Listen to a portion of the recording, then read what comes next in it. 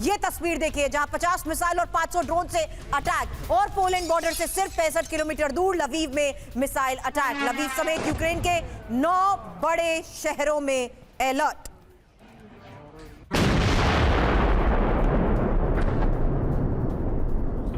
और यूक्रेन की port city Odesa में धमाका, जहां रूस के ड्रोन हमलों से दहला ओडेसा। यूक्रेन में 5 की मौत हुई, कई लोग घायल, रिपोर्ट में किया गया दावा।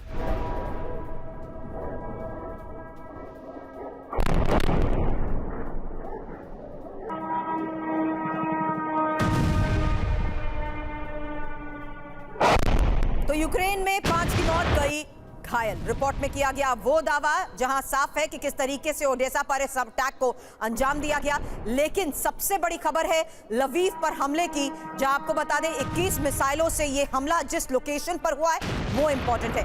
21 मिसाइलों और 500 ड्रोन से जिस तरीके से इस लोकेशन को टारगेट किया गया है वो बड़ी खबर है। हालांकि देखना यही है कि आखिर किस तरीके से रूस अब ड्रोन हमलों से न सिर्फ पूरे ओडेसा को दहला चुका है बल्कि लवीव पर हमले और जिस तरीके से इन हमलों को अंजाम दिया गया है। एक क्विक रिस्पांस सबसे पहले Sudhakar sir, short and quick response in 3 तस्वीरों के साथ, क्योंकि किस स्ट्रैटेजी के तहत रूस ने फिलहाल इस बड़े हमले को अंजाम दिया समझना जरूरी है।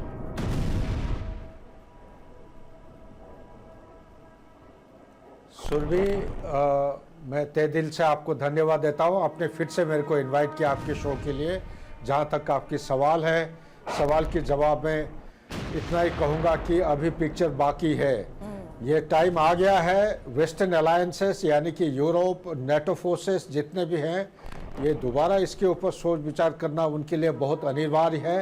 नहीं तो ये लड़ाई आगे की तरह रफ्तार और गहराई में बढ़ती जाएगी। Back to you Shivji. Understood sir. लेकिन अब बड़ी एक और खबर है और तस्वीरों के साथ ही वो खबर दिखाना चाहूंगी जहां ट्रंप के सीज फायर ऐलान के बावजूद गाजा में इजरायल की भयंकर बमबारी की ये तस्वीर, और ये गाजा सिटी में हमास के ठिकानों पर हो रहे हमलों को लेकर खबर है। इसी बमबारी में 70 लोगों की मौत की खबर है।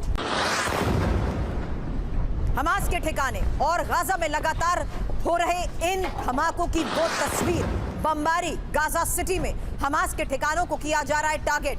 और बड़ी खबर यह है कि ट्रंप के सीज फायर ऐलान के बावजूद गाजा में इजरायल भयंकर बमबारी कर रहा है। अब एक और तस्वीर और अगली बड़ी खबर, इजरायली बमबारी से दहले सेंट्रल गाजा से यह खबर है जहां अल अजहर यूनिवर्सिटी में बमबारी की खबर है। लॉ बिल्डिंग पर इजरायली एयर अटैक की यह तस्वीर।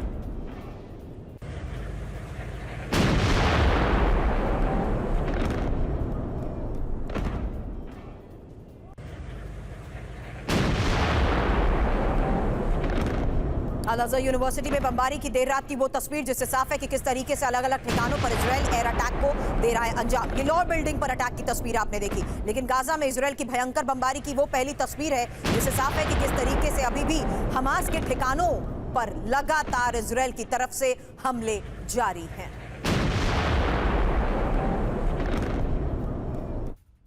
और अब नेपाल और मोरक्को के बाद जॉर्जिया में सरकार विरोधी प्रदर्शन। बड़ी खबर और तस्वीर आपके सामने जहां प्रदर्शनकारियों ने राष्ट्रपति भवन में कैसे घुसने की कोशिश की, उस वक्त की तस्वीर देखिए। जॉर्जियन ड्रीम पार्टी पर अवैध रूप से सत्ता पर कब्जा करने का आरोप।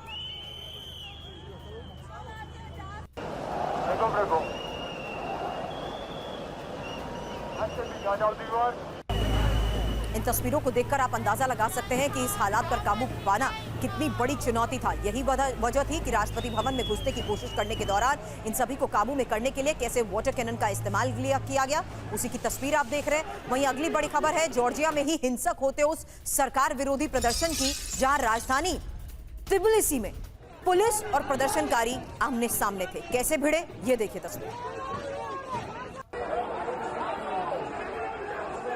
एक तस्वीर वाटर कैनन से हालात पर काबू पाने की आपने देखी। अब ये वो तस्वीर है जहां गौर से देखिए कैसे पुलिस ने आंसू गैस के गोले दागे।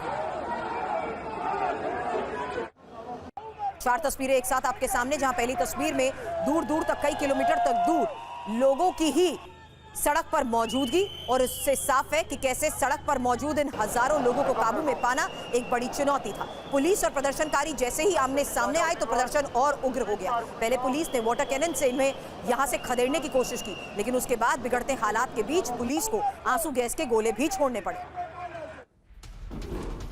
तो पुलिस और प्रदर्शनकारी कैसे भिड़े उसकी तस्वीर आपने देखी, लेकिन अब चीन में जश्न के दौरान मची अफरा तफरी की एक तस्वीर देखिएगा। हुनान में आतिशबाजी के दौरान हुआ ये हादसा, जहां आसमान से गिरते आग के गोलों से ही जान बचाकर भागते नजर आए लोग। जश्न के दौरान अचानक कैसे ये अंगारे लोगों के ऊपर आकर गिरे, उस वक्त की वो खौफनाक तस्वीर की चीख पुकार मच गई।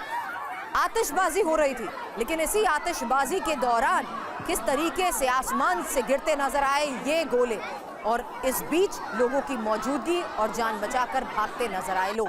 जश्न का ये मौका था, हजारों लोगों की मौजूदगी थी, लेकिन इसी जश्न के दौरान मची अफरा तफरी और चीख पुकार की ये तस्वीरें सामने आई हैं, जिससे साफ है कि आतिशबाजी के दौरान किस तरीके से हुनान में ये हादसा हुआ। और उत्तरी आयरलैंड में एमी तूफान का कहर, जहां तूफान से 9000 घरों में बिजली और पानी का संकट, 65,000 लोग परेशानी का सामना कर रहे हैं। इन तस्वीरों को जरा गौर से देखिए।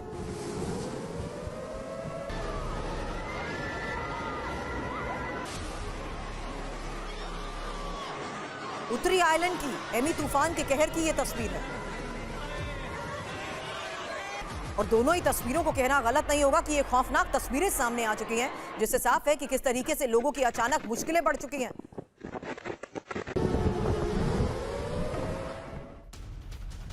तो फिलहाल बड़ी खबर है रूसी न्यूक्लियर साइट में हलचल की।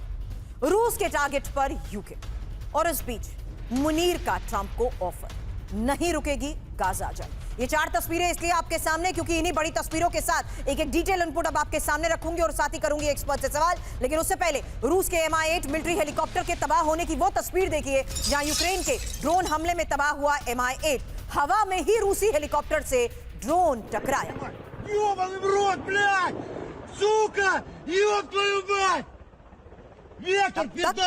रूस के कुल 346 हेलीकॉप्टर नष्ट करने का यूक्रेनी दावा।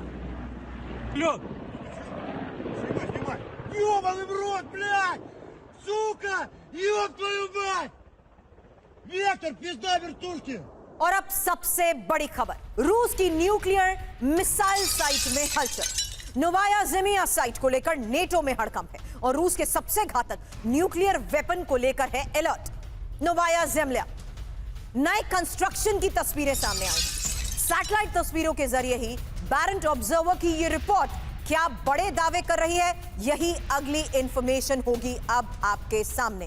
क्योंकि हलचल जिस तरीके से तेज हो रही है, नेटो जिस तरीके से अलर्ट है, उसके बारे में दावा यह कि ये रूस की न्यूक्लियर मिसाइल साइट नोवाया ज़ेमिया को लेकर खबर है।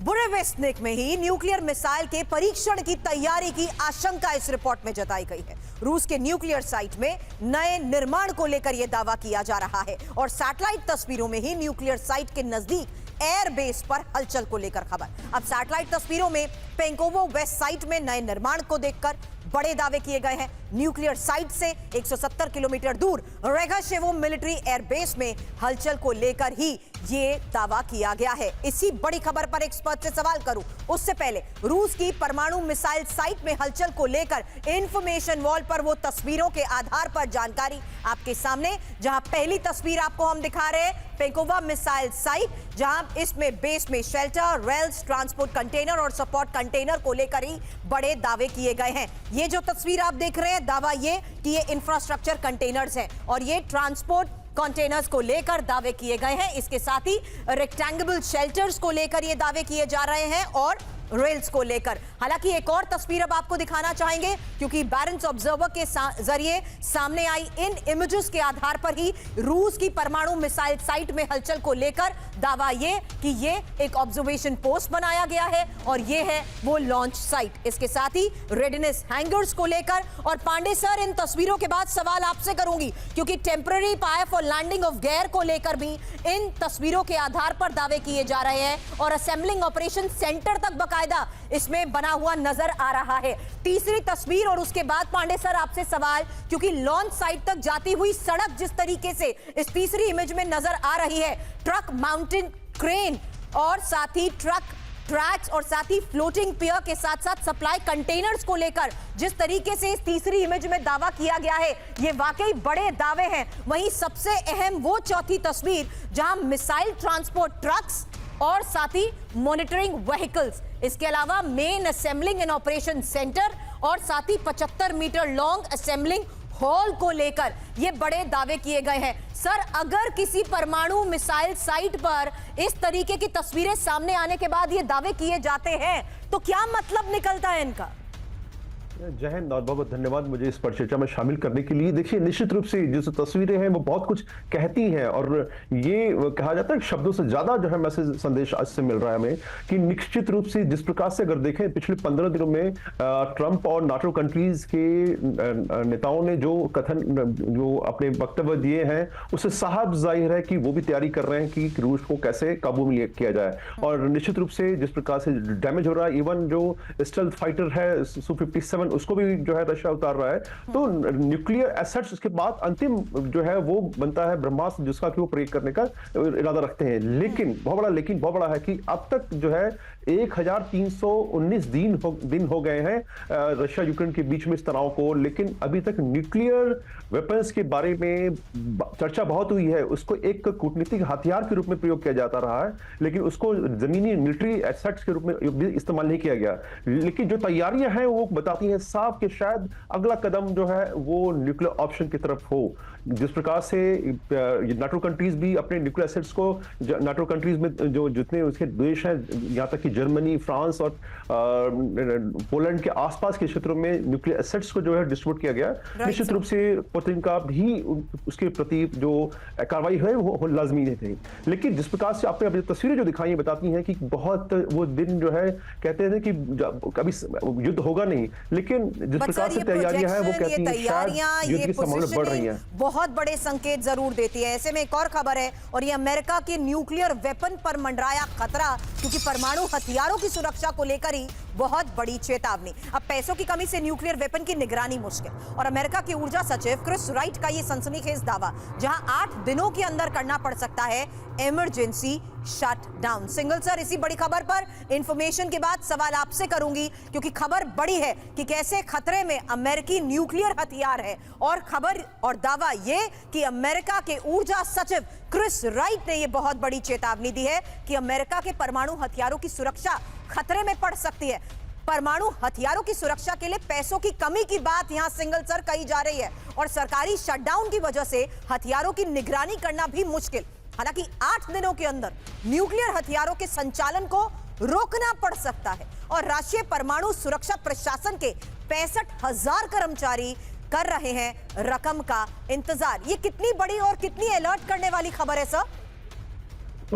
जिस तरह से ये खबर आई है, मुझे जो लग रहा है, क्योंकि ये ऊर्जा सेक्रेटरी ने बोला है ना कि डिफेंस सेक्रेटरी ने बोला है, तो उसमें मुझे थोड़ा ये लग रहा है कि ज्यादा जो है वो पब्लिसिटी स्टंट है देन रियलिटी होने के बाद, क्योंकि जो ट्रंप एडमिनिस्ट्रेशन है वो डेमोक्रेट्स पे और पब्लिक ओपिनियन बनाने की कोशिश कर डेमोक्रेट्स पे प्रेशर डाल रहे हैं और पब्लिक ओपिनियन उनके अगेंस्ट बनाने की कोशिश की जा रही है। क्योंकि पहले उन्होंने जब कहा कि हेल्थ के जो मामला है वो जो गैरकानूनी तौर पर लोग रह रहे हैं उन लोगों को देना चाहते हैं, जब वो नहीं चला तो इन्होंने जो है अब ऊर्जा के जो सेक्रेटरी हैं वो कह रहे हैं कि न्यूक्लियर वेपन की जो है हम 2 तरह से वो बात कही है। बट वो ऐसा प्रोजेक्शन क्यों करना चाहेंगे सर? वो दिखाना चाहते हैं कि प्रेशर डालना चाहते हैं मेरे विचार से डेमोक्रेट के ऊपर, ताकि वो जो फंडिंग की जो उनकी जो डिमांड है एडमिनिस्ट्रेशन की कि वो इमीडिएट फंडिंग कर दें, उसके बाद हम नेगोशिएट करें। तो वो करना चाह रहे हैं, क्योंकि पब्लिक ओपिनियन, पहले उम्मीद थी कि public opinion, US public opinion normally क्या होता है, जो पार्टी रेस्पॉन्सिबल होती है शटडाउन करने के लिए उसकी पर जो है वो ब्लेम आता है। लेकिन इस बार ऐसा नहीं हो रहा है, जो पब्लिक ओपिनियन डिवाइडेड है वहां पे, तो वो रिपब्लिकन को भी प्रेशर कर कह रहे हैं कि वो जिम्मेवार हैं और डेमोक्रेट्स को भी बोल रहे हैं। तो ये जो है जिस तरह से ट्रंप एडमिनिस्ट्रेशन पिछले 7-8 महीने से काम कर रहा है, जो मुझे लग रहा है कि उसमें रियलिटी कम है और प्रोपेगेंडा इसमें ज्यादा है, क्योंकि 7-8 दिन में ये नहीं हो सकता कि उनके पास में सारे जो संसाधन एकदम खत्म हो जाए। फिर किस बात का अमेरिका ग्रेट पावर है कि 8 दिन में संसाधन खत्म हो गए। Understood sir. अब एक और बहुत बड़ी खबर है, और इस बीच खबर जानिए कैसे यूरोप में अब शुरू हो चुका है हाइब्रिड वॉर। ये दावा किया जा रहा है डेनमार्क ने वर्ल्ड वॉर 3 होने की चेतावनी दी। ड्रोन घुसपैठ और साइबर हमलों से बड़े खतरे को लेकर यह खबर, और डेनमार्क की प्रधानमंत्री फ्रेडरिक्सन की बड़ी चेतावनी।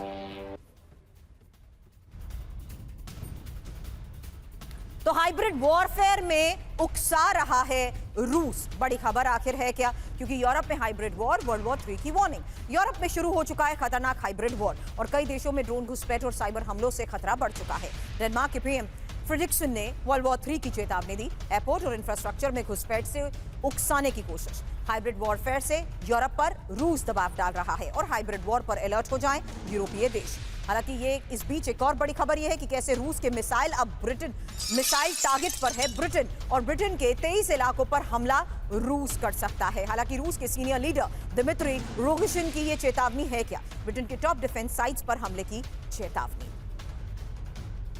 तो दिमित्री रोगिशिन के इस दावे के बारे में अब एक एक इंफॉर्मेशन आपके सामने, क्योंकि बड़ी खबर है रूस के टारगेट पर ब्रिटेन। रूस के सांसद दिमित्री रोगिशिन ने ब्रिटेन पर हमले की चेतावनी दी। रोगिशिन के मुताबिक ब्रिटेन के 23 इलाके रूस के टारगेट पर हैं और ब्रिटिश डिफेंस लाइन से जुड़े इलाके पर हमला रूस कर सकता है। अब ब्रिटेन के इंडस्ट्रियल साइट पर सबसे पहले हमले की बात सुधाकर सर इस रिपोर्ट में कही जा रही है और पूर्व ब्रिटिश रक्षा सचिव बेन वॉलिस की क्रिमिया पर धमकी का क्या ये जवाब दिया गया? सुरभि, ये बिल्कुल सही कह रहे हो आप। रिपोर्ट के मुताबिक ये रशिया ने जो टारगेट चुना है ये बिल्कुल सही है। मेरा भी रिसर्च यही है इंडिकेट कर रहा है और यकीनन इसके जवाब में इस किस्म की लड़ाई जो 3.5 साल से ज़्यादा लंबा खींच चुकी है, हर देश जो है स्टेक होल्डर वो एक दूसरे का रेड लाइन को टारगेट करने की कोशिश करेगा। रशिया का जो नंबर 1 रेड लाइन है वो है क्रीमिया। तो क्रीमिया जो टारगेट ब्रिटेन ने बना रखा है, ये कोई अनोखा चीज़ नहीं है। ये कोई जाने माने जो मिलिट्री एनालिस्ट है उसके मन में भी यही आएगा। लेकिन सबसे बड़ी बात, आपके जो बयान के दौरान आपने एक बात बताया, ये जो हाइब्रिड वॉरफेयर है, ये मैं यूरोप में कुछ समय रह के आया हूँ 2-2.5 महीने पहले।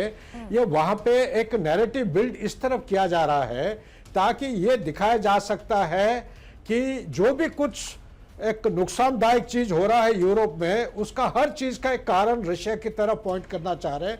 यानी कि एक वातावरण ऐसा पैदा करना चाहते हैं ताकि ये फॉल्स फ्लैग ऑपरेशन रशिया के खिलाफ कोई भी कारण के लिए कर सकते हैं और रशिया को दोषी मान सकते हैं। ये एक कारण ढूंढते ढूंढते ये जो ड्रोन वाला वॉरफेयर हो रहा है, मुझे पता है ये रशिया कभी नहीं करेगा, क्योंकि इसकी जो कॉन्सिक्वेंसेस है ये काफी सीवियर है, बहुत सीरियस है और इनके खिलाफ पूरे जो 32 नेटो फोर्सेस हैं, ये सब मिलके अभी तक उनका प्रचुर परिमाण में हथियार जो इस्तेमाल करेंगे उसका बहुत नुकसानदायक हो सकता है। रशिया ऐसा कभी कदम नहीं उठाएगा मेरे विचार के मुताबिक। Back to you. Understood sir. ऐसे में एक और बड़ी खबर लिथुआनिया में रहस्यमय बलून से दहशत को लेकर है, जहां संदिग्ध ड्रोन के बाद रहस्यमय बलून से मची हड़कंप और बेलारूस की तरफ से घुसे 25 से ज्यादा बलून। रिपोर्ट में किया गया दावा और बलून देखे जाने के बाद विल्नियस एयरपोर्ट को बंद किया गया। पूरे लिथुआनिया में हाई अलर्ट है। बेलारूस बॉर्डर पर पेट्रोलिंग बढ़ी। तो संदिग्ध बलून को लेकर किए जा रहे हैं ये दावे। और पोलैंड में ही रूस के खिलाफ नेटो की बड़ी तैयारी को लेकर खबर। यूक्रेन बॉर्डर पर नेटो के फाइटर जेट की उड़ान और यूक्रेन में रूस के ड्रोन हमलों से के बीच तैनाती। ग्राउंड बेस एयर डिफेंस और radar system active. Polish operational command का बड़ा दावा। तो लिथुआनिया को लेकर खबर आपने जानी। अब इस बीच की जा रही ये बड़ी तैयारी, क्योंकि रूस के खिलाफ पोलैंड की बड़ी तैयारी को लेकर ही ये खबर। और पोलैंड में तैनात F-35A lightning fighter jet Poland की सुरक्षा के लिए आए। रॉयल नॉर्वेजियन एयरफोर्स नेटो के ऑपरेशनल इन्फैंट्री के तहत तैनाती और पोलैंड और नीदरलैंड के विमानों के साथ पेट्रोलिंग। पोलैंड के डेप्यूटी पीएम कुसिनियाक का ये बड़ा दावा। और पोलैंड के ही बॉर्डर पर बहुत बड़ी डिप्लॉयमेंट को लेकर ही अगली खबर है। जर्मनी लिथुआनिया बॉर्डर पर सैन्य तैनाती। मतलब समझना जरूरी है, क्योंकि बॉर्डर पर घुसपैठ रोकने के लिए नई मिलिट्री पोस्ट बनाई और बॉर्डर फ्री जोन के बावजूद 5000 सैनिक तैनात। अब लिथुआनिया के रास्ते बड़ी घुसपैठ की आशंका में पोलैंड। इसी को लेकर पांडे सर, अगला सवाल आपसे होगा, क्योंकि बॉर्डर पर सैन्य तैनाती का मतलब क्या है सर? पोलैंड जिस तरीके से हाई अलर्ट पर है इंफॉर्मेशन वॉल पर कुछ डिटेल्स, उसके बाद आपके पास पांडे सर, क्योंकि जर्मनी और लिथुआनिया बॉर्डर पर सैन्य तैनाती को लेकर ही ये पहली बड़ी बात। वहीं बॉर्डर पर ही अब घुसपैठ रोकने के लिए 5000 नए सैनिक तैनात करने को लेकर यह खबर है। तीसरी बड़ी बात, जर्मनी, बेलारूस, लिथुआनिया के रास्ते घुसपैठ की आशंका। चौथी बड़ी बात, जहां पोलैंड के राष्ट्रपति नेवरोकी ने बॉर्डर पर नई तैनाती का यह आदेश दिया है। एक और इंपॉर्टेंट बात, अप्रैल 2026 तक जारी रहेगा एंटी इमिग्रेशन ऑपरेशन। और सबसे महत्वपूर्ण कि कैसे अवैध प्रवासन के करीब 25,000 मामलों से हड़कंप। क्या मतलब है पांडे सर इसका? क्योंकि एक तरफ अलर्ट, दूसरी तरफ यही पोजीशनिंग, यही प्रिपरेशंस, यही तैनाती, और इस बीच लिथुआनिया को देखते हुए, पोलैंड की इस तैयारी को देखते हुए क्या मतलब? देखिए, निश्चित रूप से ड्रोन के जैसा आपने जिक्र भी किया कि हाइब्रिड वॉरफेयर के लिए पूरा यूरोपियन देश जो है वो चिंतित है। तो ये कहानी देखा जाए तो शुरू हुई है पोलैंड में ड्रोन के, जब 19 ड्रोन गए थे और उसमें से 2 ड्रोन जो है वो काफी अंदर तक चले गए थे। तो उसके बाद सभी यूरोपियन कंट्री, उसके बाद रादर तांता लग गया था रशियन ड्रोन का, लिथुआनिया और रोमानिया, जर्मनी, और आपने अभी काफी कुछ कवर किया। लेकिन महत्वपूर्ण बात यह है कि पोलैंड ने डरते हुए कि बेलारूस के जो बॉर्डर है, बेलारूस, पूरे देश सोचते हैं कि बेलारूस भी रशिया का साथ देगा, तो उसके फलस्वरूप बेलारूस से लगी हुई जो बॉर्डर है पोलैंड पर, वो नो फ्लाई जोन बनाया गया। अब अगर ये नो फ्लाई जोन बनाते हैं तो उसमें कई वॉल्यूशन होता है, उसको रोकने के लिए आपको पास कुछ हथियार होने चाहिए। तो जो डिप्लॉयमेंट जिसका जिक्र किया, F-35 और बाकी F-16 जहाज जो है वहां पर हैं, और वो कॉम्बैट एयर पेट्रोल भी कर रहे हैं। उसका मुख्य मैसेजिंग यही बड़ा क्लियर है कि हम रूस को, कि हम तैयार हैं। लेकिन साथ में रूस ने अपने जो कार्रवाई की है और जो मिशंस लॉन्च की हैं, फाइटर स्वीप्स और प्रो मिशंस, उसमें उसका उद्देश्य यही था कि जिस प्रकार से सभी यूरोपियन देश मिलकर पोलैंड के खिलाफ जो है वो यूक्रेन को तैयार कर रहे थे, साजो सामान दे रहे थे, हथियार दे रहे थे, तो उसके खिलाफ जो है इन्होंने कहा कि ठीक है, अगर आप आते हैं तो मैं आपके एरिया में घुसने का प्रयास करता हूं। लेकिन ये केवल सिग्नलिंग है, इसके पीछे केवल मात्र मैसेजिंग ये है कि आप अपना जो है एयर स्पेस संभालिए, आप यूक्रेन को छोड़िए, ताकि यूक्रेन और पोलैंड के, रशिया के बीच में जो इक्वेशन है वो अलग जाए। लेकिन अमेरिका का जिस प्रकार से इसमें टोटल इन्वॉल्वमेंट है, मुझे मुश्किल लगता है कि इस देश जो है अलग हट पाएंगे। लेकिन हमें ये देखना होगा कि आगे रशिया की क्या कार्रवाई होती है, क्योंकि ड्रोन का आना के साथ बढ़ते तनाव के बीच ही सर, अब फ्रांस की जंगी तैयारी को लेकर भी एक खबर सामने आई है, क्योंकि खबर है हाई इंटेंसिटी वॉर की तैयारी फ्रांस कर रहा है, और सर्वोच्च स्तर पर फ्रांस की ये जंगी तैयारी। रिपोर्ट में फिलहाल क्या दावा, और फ्रांस के आर्मी जनरल थियरी बुखार्ड का यह दावा, किसी भी वक्त हमले के लिए तैयार रहने का आदेश। तो बड़ी जंग की तैयारी में फ्रांस। अब रूस से बढ़ते तनाव के बीच ही हाई इंटेंसिटी वॉर की तैयारी को लेकर यह दावा किया गया है, सबसे ऊंचे स्तर पर फ्रांस की जंगी तैयारी। फ्रेंच आर्म्ड फोर्स के जनरल स्टाफ चीफ थियरी बुखार्ड का यह दावा है, फ्रेंच आर्मी को किसी भी वक्त हमले के लिए तैयार रहने का आदेश, और नेटो के दरवाजे पर दस्तक दुश्मन दे चुका है। फ्रेंच आर्मी चीफ जनरल पियर एशेल कर चुके हैं आगाह। यही बड़ी खबर। और अब आगे बढ़ेंगे, क्योंकि धमाकों से दहला इराक, और जिस तरीके से अब ये बड़ी खबरें सामने आ रही हैं, इसके साथ ही एक और सबसे बड़ी खबर का हम रुख करेंगे, क्योंकि अब भारत की चेतावनी और टेंशन में मुनीर। ये खबर क्या है बताने से पहले इस बीच एक तस्वीर, क्योंकि अब धमाकों से दहले इराक को लेकर एक खबर है, और इराक के इरबिल में ये ब्लास्ट, जहां गैस स्टेशन में भीषण विस्फोट हुआ, और आग लगने से गैस स्टेशन कैसे पूरी तरह तबाह हुआ, उसकी तस्वीर देखिए।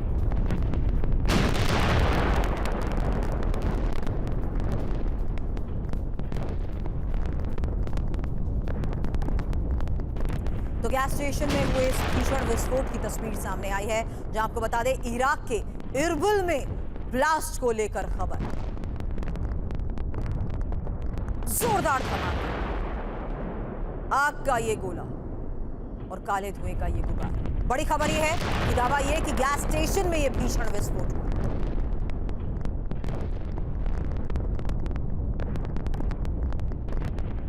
पीओके भारत का अभिन्न अंग, भारत में वापस आएगा पीओके। पीओके पर विदेश मंत्री एस जयशंकर की पाकिस्तान को चेतावनी। पीओके की वापसी भारत का राष्ट्रीय संकल्प।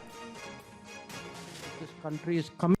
I can say with respect to POK that there is a parliament resolution. Every political party of this country is committed to ensure POK, which is a part of India, returns to India.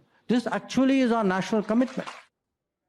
हालांकि single sir, इसी बड़ी बात पर आपसे सवाल करूं उससे पहले एक और बड़ी खबर, क्योंकि रिस्पांस चाहूंगी इस पर भी कि कैसे पाकिस्तान को बेचने पर तुले हैं मुनीर और ट्रंप को ग्वादर के पास निवेश को ऑफर दिया और बलूचिस्तान के पासनी में बंदरगाह बनाने के लिए यह ऑफर।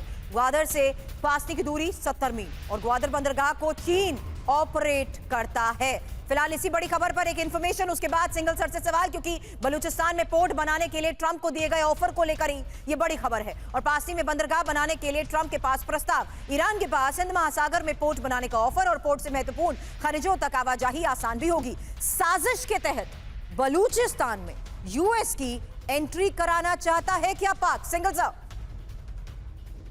जो ये खबर आई है ये बड़े टाइमली एक तरीके से आई है और पाकिस्तान के जो अधिकारी हैं वो कह रहे हैं कि नहीं, हमारे ऑफिशियल नहीं है, हमने तो ऐसे ही बात की है। तो ये बड़ा इंटरेस्टिंग तरीके से उन्होंने बड़े गोलमोल करके इसको बात को लाया है। अगर इसमें सच्चाई है तो ये बड़ा ही स्ट्रेटेजिक मूव है मेरे विचार से पाकिस्तान का, कि वो चेतावनी देना चाहते हैं चीन को भी, क्योंकि चीन अभी उनको जो फंडिंग में थोड़ा इश्यू हुआ है, उनको एडीबी के पास गए हैं पाकिस्तानी अपना कटोरा लेकर उनके पास में कि भाई हमें हेल्प कीजिए, क्योंकि चाइना ने मना कर दिया है। तो मेरे ख्याल से कि ये अगर ये इसमें सच्चाई, अगेन मैं ये कहूंगा, तो वो ये चाइना को एक वो दिखाने की कोशिश कर रहे हैं कि भाई हमारे पास ऑप्शन है।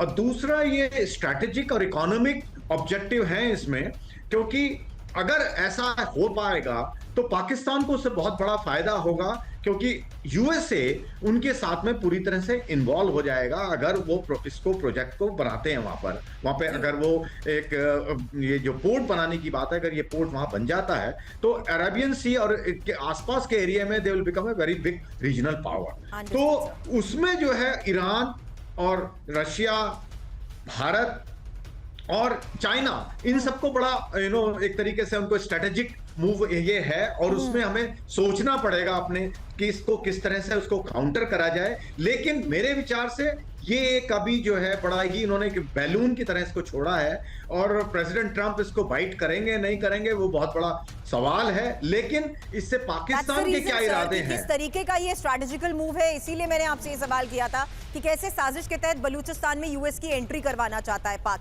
लेकिन एक और बड़ी खबर है और ये वेनेजुएला में ट्रंप द्वारा कार्टेल्स के खिलाफ युद्ध की घोषणा पर भड़के मदुरो।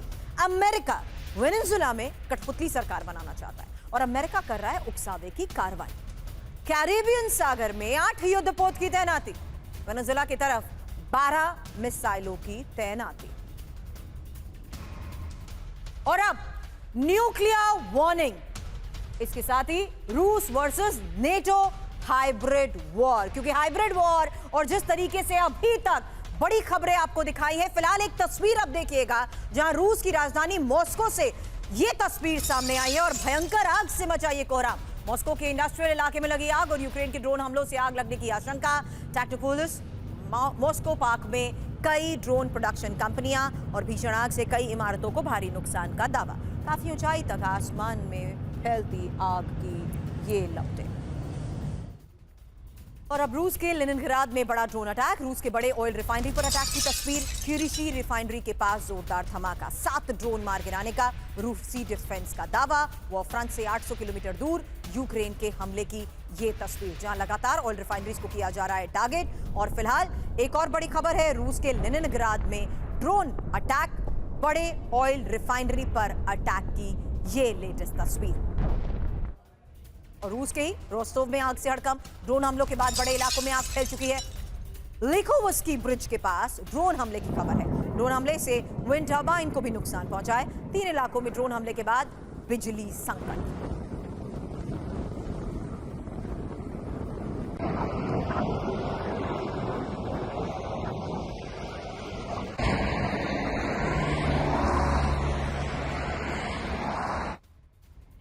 और वॉर फ्रंट में रूसी फोर्स पर बड़ा अटैक, निप्रो नदी पार कर रहे रूसी बोट पर यह हमला। रूस की स्पेशल फोर्स बढ़ रही थी आगे। फिलहाल एक और बड़ी खबर और लेटेस्ट तस्वीर, निप्रो नदी पार कर रही रूसी बोट पर हमले की ये तस्वीर। और रूस के ही मिलिट्री शिप पर बहुत बड़ा हमला, बुयान एम मिसाइल शिप पर ड्रोन अटैक, फिनलैंड बॉर्डर के नजदीक रूसी शिप को टारगेट किया गया, लेक ओनेगा में कैलिबर मिसाइल से लैस शिप टारगेट।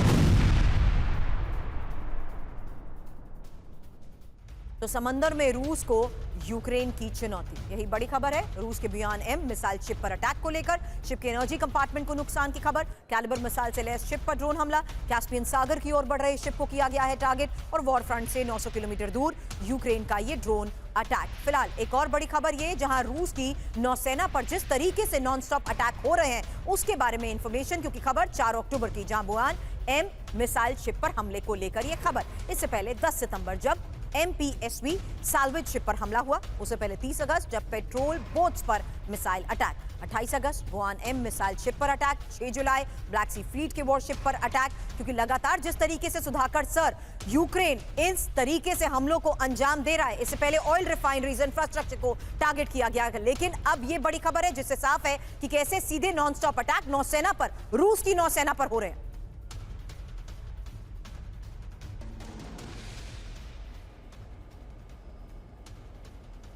सुरभि, अगर आपकी आवाज़ थोड़ा सा टूट टूट के आ रहा है, उसका स्पिरिट और सेंस मुझे समझ में आ रहा है कि ये जेलेंस्की यानी कि यूक्रेन के तरफ से हमला होते जा रहे हैं रशिया के ऊपर, काफ़ी ज़ोरदार और लॉन्ग डिस्टेंस रेंजेस पे टारगेट्स एंगेज किए जा रहे हैं उनके नेवल रिसोर्सेज के ऊपर। इसका जवाब रशिया के तरफ से बड़ा ज़ोरदार होने वाला है। आप अगले 72 घंटे या 96 घंटे के अंदर देखते रहिए, क्योंकि हर सवाल का या हर इस किस्म की रिस्पांस जो यूक्रेन से आ रहा है, इसकी जवाब उनके पास बना हुआ है। आज के दिन में रशिया के पास इस किस्म की हाइपोसोनिक मिसाइल है, जिसको ओनेशिक बोलते हैं या ओरेनशिक बोलते हैं। ये करीब करीब 9 से 11 मैक के स्पीड में मूव करता है, और ये हाइपोसोनिक मिसाइल कोई भी किस्म का जितने भी फॉर्मिडेबल डिफेंस हो, इसको बर्बाद करने लायक है। अभी तक बड़े गिने चुने 1 या 2 बार रशिया ने इस्तेमाल किया है, और ये बड़ा कामयाबी मिसाइल है। इसको अगर इस्तेमाल करते हैं तो कीव का यानी कि यूक्रेन के जो जो लॉन्च पैड्स हैं, ये एरियल, ये सैटेलाइट यानी कि स्पेस से, और ग्राउंड लॉन्च्ड और सी लॉन्च्ड मिसाइल के जरिए से इन सबको बर्बाद किया जा सकता है। इसलिए मैं शुरू में कहा था, मुझे जो दिख रहा है आने वाले समय में ट्रंप साहब की जो सोच विचार थी कि लड़ाई को समाप्त करेंगे 24 घंटे के अंदर वो प्रेसिडेंट बनने के बाद, मुझे लग रहा है ये 24 साल और खिंचती जाएगी, बहुत लंबा खिंचती जाएगी, जिस तरह लड़ाई की रफ्तार अभी खुलते जा रहा है। और इसीलिए आप कह रहे हैं कि आने वाले घंटों में रूस भी और एग्रेसिवली इन हमलों का जवाब देगा। ऐसे में जेलेंस्की के करीबी रुस्तेम यूमुरोव का एक दावा, लॉजिस्टिक्स और फ्यूल सेंटर पर हमला यूक्रेन करेगा, यानी रूस पर बड़ा हमला करने की तैयारी में यूक्रेन। और खबर क्या है, इंफ्रास्ट्रक्चर और पावर ग्रिड को तबाह करने की प्लानिंग। लेकिन इस बीच खबर यह है कि यूक्रेन के सुमी में ट्रेन पर विध्वंसक हमलों से हड़कंप मच चुका है, और सुमी में 2 ट्रेन पर रूस का यह आत्मघाती ड्रोन हमला है। सुमी के शस्त्रका से कीव जा रही ट्रेन पर ड्रोन अटैक, ट्रेन के सभी डिब्बे क्षतिग्रस्त, 30 से ज्यादा यात्री घायल हुए हैं। हालांकि रूस का दावा यह कि ट्रेन से हथियार सप्लाई हो रहे थे। फिलहाल हमलों की ये तस्वीर आपने देखी। खबर क्या है, यूक्रेन में ट्रेन पर ड्रोन से विध्वंस को लेकर, जहां सुमी में 2 ट्रेन पर एक साथ ड्रोन हमलों से हड़कंप, शस्त्रका रेलवे स्टेशन पर आत्मघाती ड्रोन हमला हुआ, और शस्त्रका से कीव जा रही यात्री ट्रेन पर ड्रोन अटैक। पहली बार यात्री ट्रेन पर डायरेक्ट अटैक। अभी तक प्लेटफॉर्म पर हमले हो रहे थे। इस हमले में 30 से ज्यादा लोगों के घायल होने की खबर है, जबकि एक यात्री की जान गई है। नागरिकों को अब रूस टारगेट कर रहा है, जेलेंस्की ये कह रहे हैं, जबकि रूस का दावा यह है कि ट्रेन से हथियार सप्लाई हो रहे थे। और अब वो वॉर फ्रंट, जहां साफ है कि नहीं रुकेगा गाजा युद्ध, और नेतन्याहू की वार्निंग आखिर है क्या। फिलहाल इस फ्रंट से आ रही लेटेस्ट तस्वीरें भी अब आपको दिखाते हैं, क्योंकि बड़ी खबर है कि किस तरीके से ट्रंप के सीज फायर के ऐलान के बीच ही गाजा में हमास का हमला, और गाजा में इजरायली सेना पर हमास का यह हमला है। अल कस्साम ब्रिगेड ने आईडीएफ के काफिले पर कैसे हमला किया, उसकी तस्वीर देखिए। घर में छुपकर इजरायली सेना पर अटैक।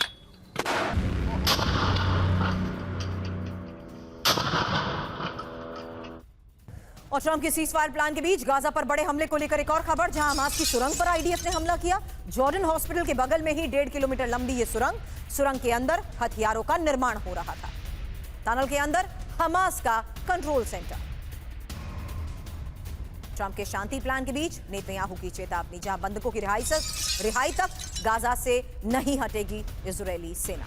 बंधकों के जल्द वापस आने की उम्मीद, हमास को पूरी तरह से निरस्त्र किया जाएगा।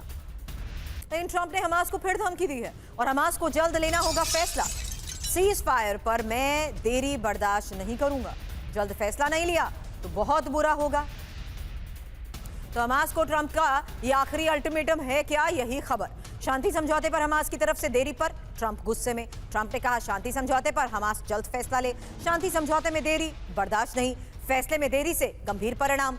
और इजरायल ने गाजा पर बमबारी रोक दी है, ये दावा ट्रंप ने किया है। लेकिन ऐसे में पांडे सर, आपको लगता है कि इस तरीके की वार्निंग का भी कोई मतलब है? क्योंकि कुछ महीने पहले जब आपके साथ स्टूडियो में चर्चा कर रही थी, तब भी मैंने ये बात आपसे की थी कि ट्रंप की प्लानिंग तो थी कि किस तरीके से पूरे गाजा स्ट्रिप पर ही इंफ्रास्ट्रक्चर के तहत प्लान किया जाए। हमास के खात्मे का दावा वो पहले भी कर रहे थे। अब हमास को क्या सरेंडर करने की कोशिश करवा रहे हैं? ऐसा होगा भी? देखिए जो प्रपोजल बनाया गया तो तब से ये उसमें काफी सारे उसमें गैप्स थे और ये लग रहा था कि शायद, हालांकि बड़ा सही ड्राइंग बनाई गई थी कि येलो लाइन, रेड लाइन और सब ड्रॉ करके बताया गया था कि भाई आप एग्जीक्यूट करिए।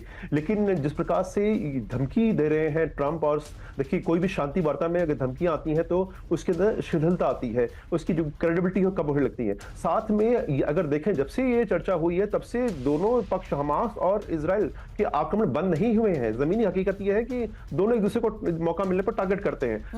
इजरायली कहता है कि उनकी तरफ से जो है वो शील्ड लेके और हमास जो है हमारे पर अटैक कर रहा है और उसका हमें जवाब देना ही होगा।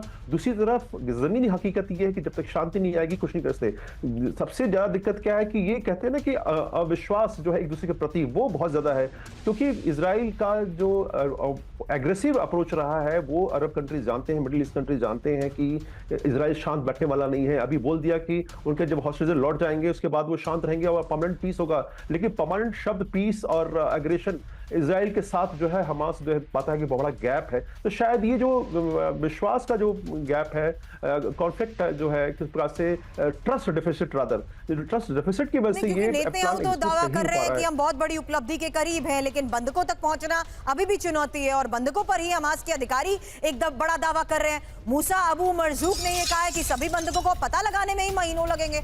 जीवित मृत बंधकों को पता लगाने में महीनों का वक्त लगेगा। इजरायल ने हमास के दावों को खारिज कर दिया है। इजरायल ने कहा हमास ये नहीं कह सकता बंधक कहां है। तो बंधकों की रिहाई पर हमास का दावा क्या है, और ये दावा मूसा अबू मरजूक की तरफ से किया गया। बयान क्या है सुनिए। सभी बंधकों को पता लगाने में महीनों लगेंगे। जीवित मृत बंधकों के बारे में पता लगाने में वक्त लगेगा। सभी बंधकों की तुरंत रिहाई संभव नहीं है। हमास के दावे पर इजरायल का भी बयान सामने आया। हमास ये नहीं कह सकता बंधक कहां है। हमास को सभी बंधकों के बारे में जानकारी, और गाजा के पास अभी 20 बंधक जीवित हैं। और गाजा में ही मलबा हटाने का काम शुरू हो चुका है। एक और बड़ी खबर है, मिस्र ने गाजा में मलबा हटाने के लिए बुलडोजर भेजा। बुरुज में राहत कैंप बनाने का काम शुरू हो गया। तो गाजा पर ही इजरायल के नॉनस्टॉप हमले को लेकर एक तस्वीर, अल सबरा। 10 से ज्यादा हवाई हमले हुए हैं। ट्रंप को रोकने के बाद 20 लोगों की मौत का दावा। तो लगातार अलग अलग फ्रंट से आ रही बड़ी खबरों पर लेटेस्ट अपडेट हमने आपको दिया। आप सभी ने हमें ज्वाइन किया, उसके लिए बहुत बहुत शुक्रिया आपका।